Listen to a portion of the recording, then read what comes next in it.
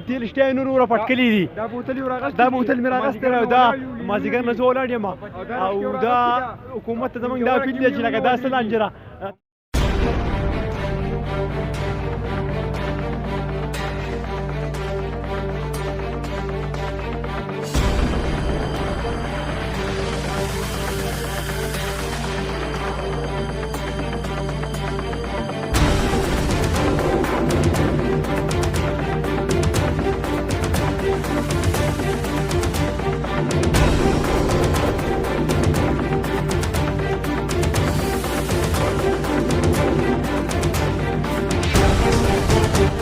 الرحیم ګرانو قدرمندو کتونکو اوریدونکو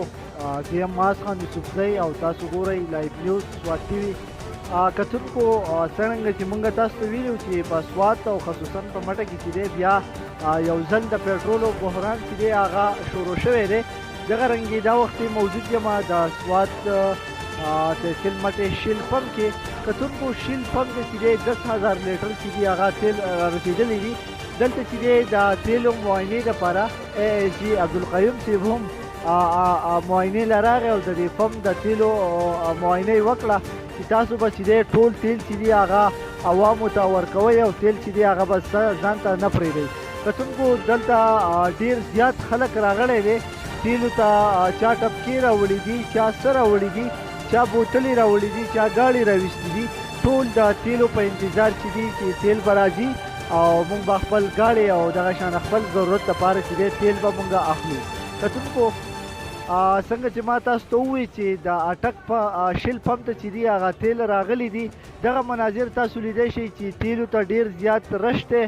او تیل چې دي هغه د سوات او خصوصا په مټه کې چې دی بیا یو ځل شارټ شوي دي نو دلته چې کوم خلک تیل اخلي د هغوی سره خبرې کوو چې آیا دا تیل د څه د وجې شارټ دي او د تیلو چې دي دوی د کم وخت نه انتظار کوي او د دې پمپ د منیجر صاحب سره به هم خبرې کوو د عوامو سره هم خبرې کوو چې آیا د هغو څه تاثرات دي او پمپ منیجر صاحب سره څومره تیل راغلی دي او دوی له څومره وخت بعد چې دی تیل راځي نو غونډ تفصیلي رپورټ تاسو سره شیر کوو زموږ سره اوسئ زه خو شل پمپ منیجر یم اختراجي ملم ده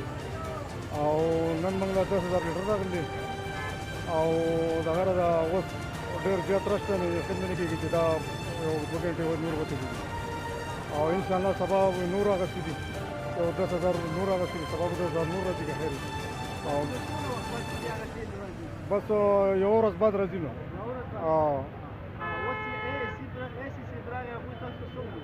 هغه راته ووایي چې یاره تاسو هم دغه خبرې وکړئ چې یاره تاسو له څومره تېل راغلي ما ته 10,000 لیټر راغلي او سبا به انشاءالله نور 10,000 لیټر موږ کړي سبا به 10,000 نور راځي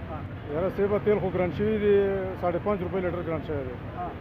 او نور خو لا څه نشته اورې موږ خو هغه ګران ومالو خرڅوي او هغه ارزان هم راځي خرڅوي پوه شوې او دا د خلکو هسې دغه د تیل په پمپونو والا په تیلو باندې به څه وکړي زموږ خپل ګاډي ذاتي خو نشته چې هغوی موږ د دې خلکو دپاره راوړي رحمان الرحیم زما نوم سمیع الله دردمند دی موږ پېښور نه راغلي یو کالام ته تللي یو پوه شوې موږ د پېټرولو پمپ کې دا 3 غنټه ده چې ولاړ یو پېټرول نه میلاویږي دا څه وجه ده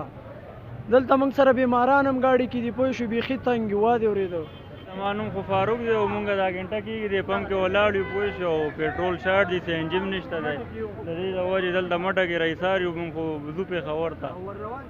او روان پېښور ته یو د کالام نه رالو وځو پېښور ته واپسې کې بس ورته ولاړ یو په تمه یو نو ټایم به لګېږي لږه او دې ته په تمه یو شارټ دي